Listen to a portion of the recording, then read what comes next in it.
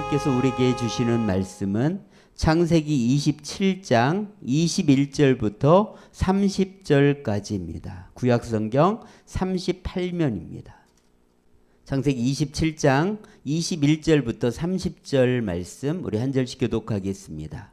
이삭이 야곱에게 이르되 내 아들아 가까이 오라. 내가 과연 내 아들 에서인지 아닌지 내가 너를 만져보려 하노라.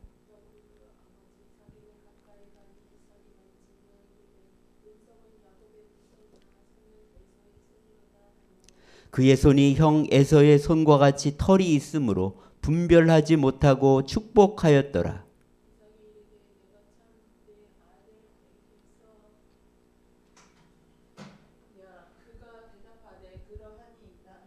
이삭이 이르되 내게로 가져오라. 내 아들이 사냥한 고기를 먹고 내 마음껏 내게 축복하리라.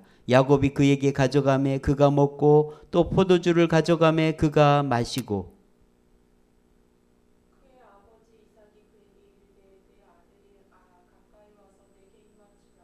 그가 가까이 가서 그에게 입맞추니 아버지가 그의 옷에 향취를 맡고 그에게 축복하여 이르되 내 아들의 향취는 여호와께서 복주신 밭의 향취로다.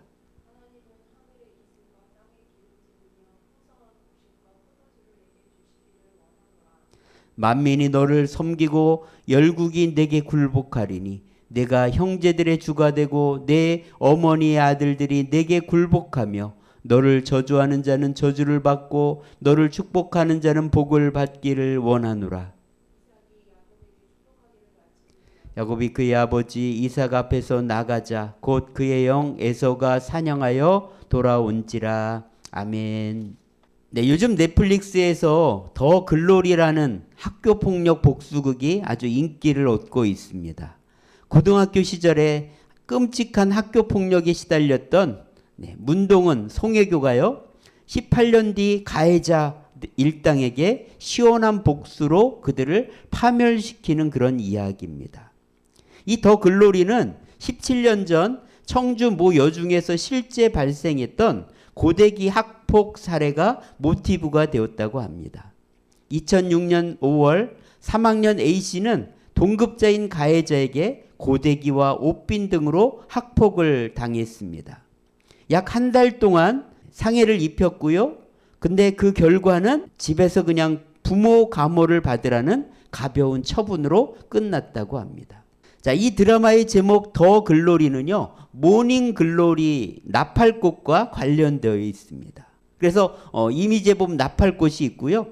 김은숙 작가는 학폭 피해자들은 현실적인 보상보다 진심 어린 사과 또 잃어버린 그들의 명예와 영광을 되찾는 것을 바라면서 제목을 붙였다고 합니다. 그러나 현실적으로 가해자들은 자기 잘못을 인정하지 않죠. 그러다 보니까 결국 복수를 통해서 영광을 되찾고자 하지만 사실 그것이 서로에게 영광이 되지 않는 것을 보게 됩니다. 얼마 전 검사들인 학폭 가해자는요 서울대에 잘 다니고 있는데 피해자는 병원 치료를 받느라 학교도 못 다니고 오히려 극단적인 시도하면서 불행하게 살고 있다는 뉴스를 들었습니다. 가해자는 잘 먹고 잘 사는데 피해자는 평생을 고통 속에 살아가는 것이 현실입니다. 우리는 이렇게 불공평하고 불합리한 세상에 살고 있습니다. 어쩌면 세상의 법으로는 사이다처럼 시원하게 문제들이 해결되지 않는 것 같습니다. 어떻게 하면 좋을까요? 저는 오늘 말씀을 통해서 하나님이 주시는 시원한 해결책을 같이 한번 생각해 봤으면 좋겠습니다.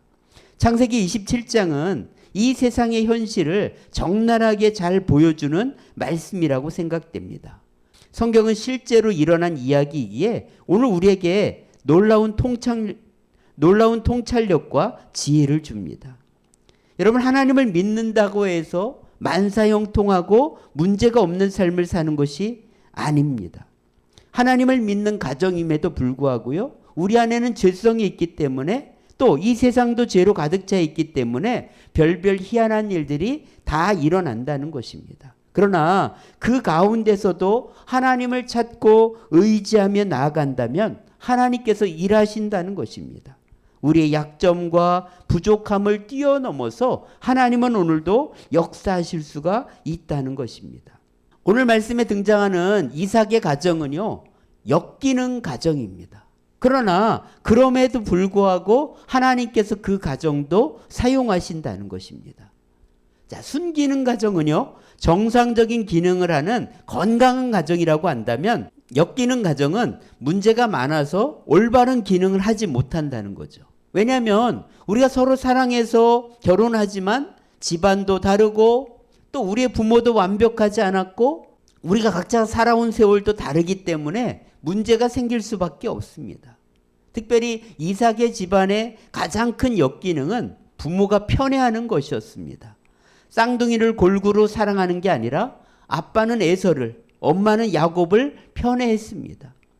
편애는 결국 공평한 사랑을 주지 않기 때문에 반드시 문제가 생기게 되죠. 우리나라에도요, 남녀 차별을 또 그리고 큰아들을 중시하는 이런 많은 역기능의 문제가 있습니다. 자, 이삭은요, 눈이 어두워지자 맏아들 에서만 불러서 축복할 테니까 별미를 만들어 오라고 말합니다. 이삭은 에서를 편애하다 보니까 야곱을 제외한 채 축복하려고 했습니다. 근데 문제는 비밀이 없죠. 바로 그걸 리브가가 들었습니다. 아내 리브가는 남편 이삭에게 찾아가서 그러면 안 됩니다, 이렇게 말하는 것이 아니라 자기 방법을 찾습니다. 편애하다 보니까 모두 자기가 원하는 것을 얻으려고 고집부리고 있는 것을 볼 수가 있습니다. 사실 그들의 고집에는 배경이 있죠. 두 사람은 에서와 야곱이 태중에 있을 때 하나님의 말씀을 들었습니다.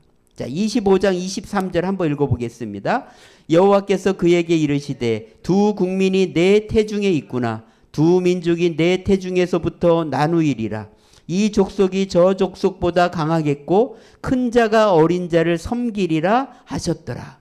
하나님은 에서와 야곱이 태중에 생겼을 때 이 말씀을 들었습니다. 이 말씀에 보면은요, 큰 자가 어린 자를 섬길 것이다. 그러나 둘 다 큰 민족과 국민을 이룰 것이라고 약속하는 것을 볼 수가 있죠.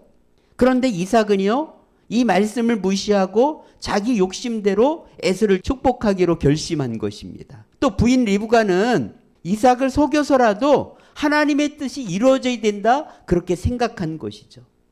이 편애하는 두 사람의 욕심은 엄청 비참한 결과를 가져오는 것을 볼 수가 있습니다.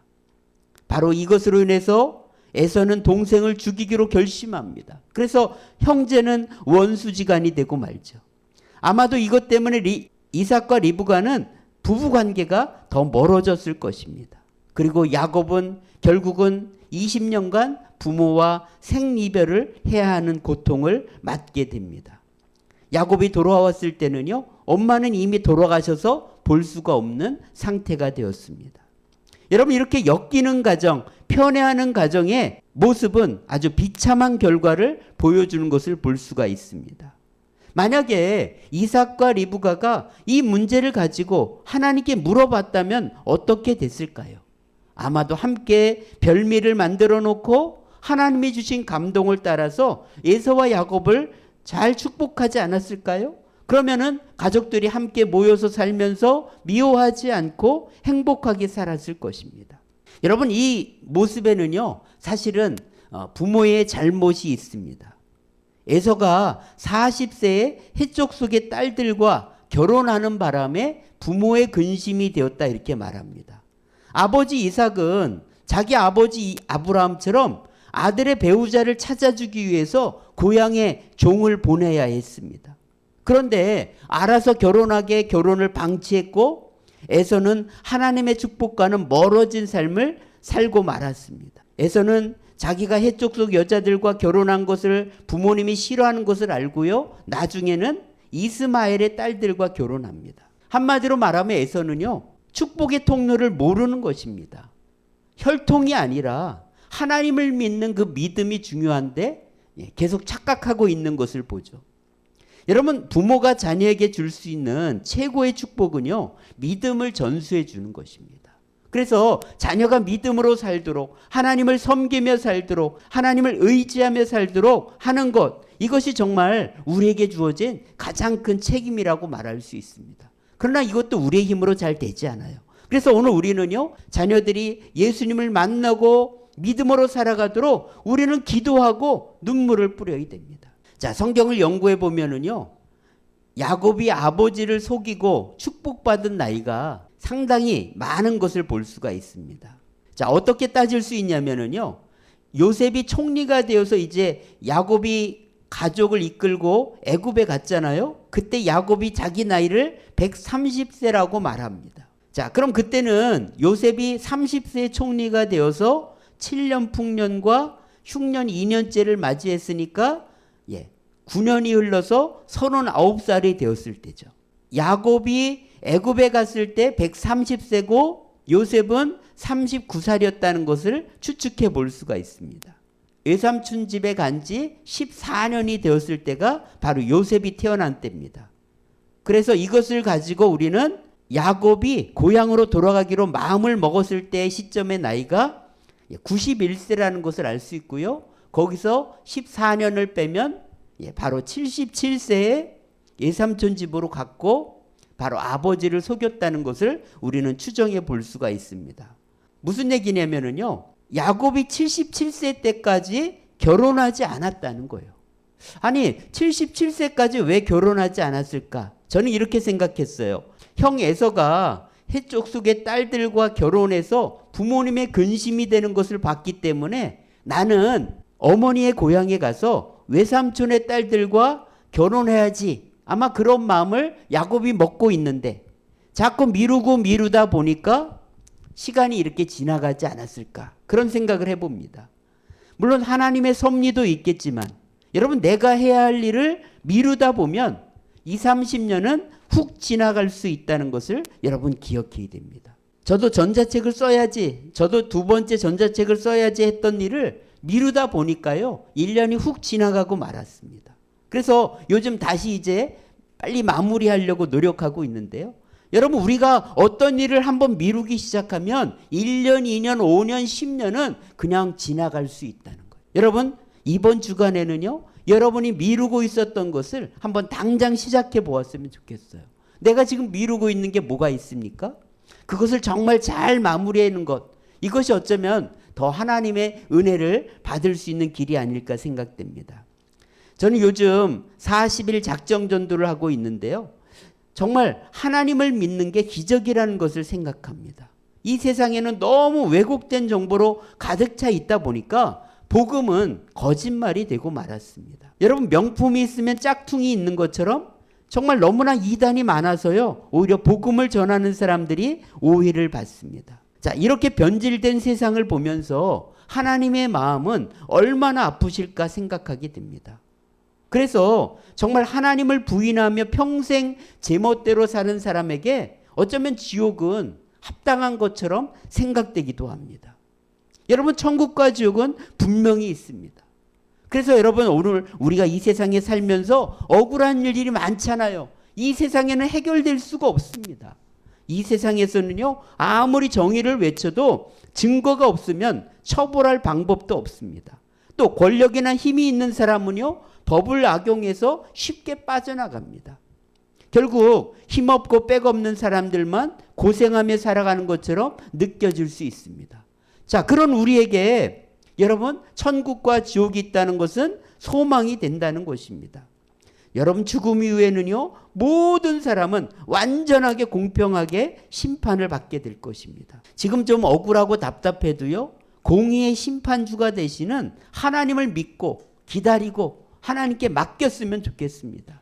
내가 심판하려고 하면은요, 나도 악해지고 나도 괴롭게 살 수밖에 없기 때문입니다. 내가 심판하려다가 사실은 더 악한 사람이 되고 더 큰 고통을 당하기 때문입니다. 잠언 19장 20절 21절 말씀 우리 한번 같이 읽어보겠습니다.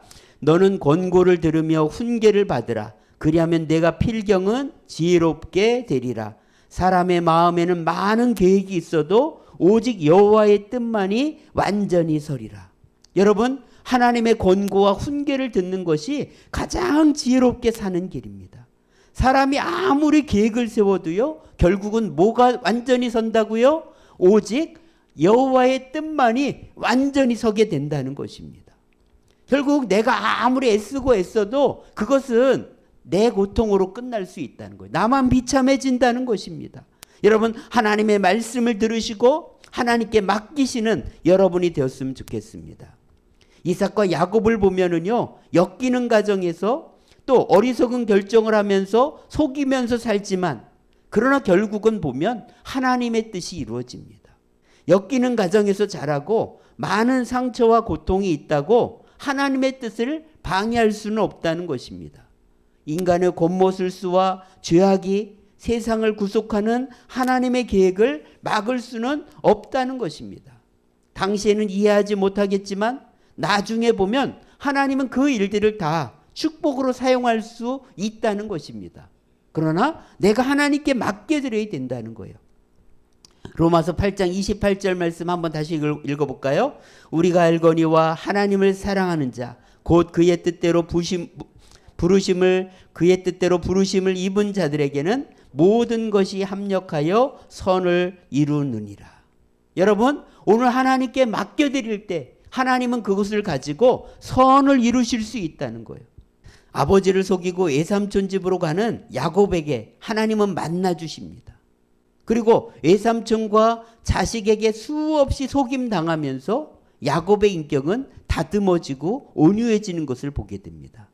아버지 이삭을 속인 대가로 무려 53년 동안요, 속임 당하고 고생하면서 훈련받습니다. 그리고 야곱은 드디어 이스라엘의 조상으로 만들어진 것을 볼 수가 있습니다.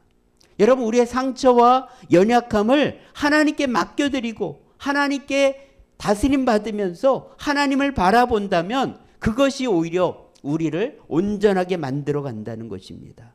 여러분, 상처만 바라보지 마시기 바랍니다. 아픔과 고통만 바라보지 말았으면 좋겠습니다. 왜요? 우리 하나님은 우리의 제약과 상처와 연약함만 바라보지 않으시기 때문입니다. 오히려 하나님을 바라볼 때 그것을 도구로 사용하시고 그것을 계기로 해서 나를 새롭게 하실 수 있다는 것입니다. 우리의 어리석은 결정도 사용하셔서 하나님의 목적을 이룰 수 있도록 고민하시는 우리 하나님이시라는 것입니다. 그러니까 여러분, 내가 엮이는 가정에 태어났다고 때로는 학교폭력이나 때로는 성폭력 같은 걸 당했다고 해도 그것 때문에 낙심하지 말았으면 좋겠어요. 그 아픔과 고통의 자리에 머물지 말고 그 자리에서 하나님을 바라보고 하나님을 바라봐야 된다는 것입니다. 여러분, 세상에 완벽한 가정도 없고요, 완벽한 사람도 없습니다. 그럼에도 불구하고 하나님은 오늘도 그 모든 것을 통해서 역사하실 수 있다는 것입니다. 여러분, 중요한 것은요, 그 상처와 아픔과 실수와 제약을 하나님의 손에 올려드려야 한다는 거예요. 그러면 하나님께서 그것을 재료로 사용하셔서 하나님의 목적을 이루고 우리를 평안의 길로 인도하신다는 것입니다. 여러분, 하나님의 손에 맡겨드려야 됩니다. 그러니까 하나님께서 야곱을 만들어 가시는 것을 볼 수가 있지 않습니까? 오늘 말씀에 보면은요, 에서가 야곱을 죽이려고 한다는 말이 들리자 이제 이삭은 야곱을 축복하면서 보냅니다. 장자권을 인정하고 그리고 부탁을 하죠. 외삼촌의 딸들과 결혼하라고 당부합니다. 더불어서 아브라함에게 약속한 그 복을 너와 네 자손에게 주기를 원한다고 축복하고 있는 것을 볼 수가 있습니다. 자, 이렇게 이제는 하나님께 맡겼더니 그 상처와 아픔이 축복으로 하나하나 변하기 시작하는 것을 볼 수가 있고요. 드디어 아브라함의 약속한 복이 이삭, 야곱을 통해서 계속 이루어져 간다는 것입니다. 세상은요, 복수를 글로리라고 생각하지만 하나님은 용서가 글로리라고 말씀하십니다. 여러분, 이삭과 리브가처럼 욕심 부리지 말고요, 하나님께 나를 맡겨드려야 돼요. 하나님의 뜻은 뭘까? 내 욕심이 아닌 하나님의 뜻은 뭘까? 하나님은 어떻게 하길 원하실까를 우리는 물어봐야 됩니다. 내가 욕심을 부린다고 되는 게 아닙니다. 그럴수록 더 꼬이고 관계는 파괴되고 인생은 힘들어진다는 것이죠.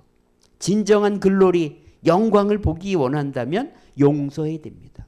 그리고 용서를 빌어야 됩니다. 그리고 내 아픔을 하나님께 올려드려야 돼요. 그리고 내 욕심은 내려놓아야 되는 것입니다. 그렇게 하나님의 뜻을 따라갈 때, 그리고 그 하나님을 더 사랑하며 살아갈 때 우리는 가장 복된 인생, 영광된 삶, 글로리의 삶을 살아갈 수가 있습니다. 또 여러분 지금 미루고 있는 것이 있다면 그것을 바로 실천할 수 있기를 원합니다. 이렇게 살아갈 때 오늘 하나님 우리에게 큰 은혜와 축복을 내려주실 줄 믿습니다. 기도하겠습니다.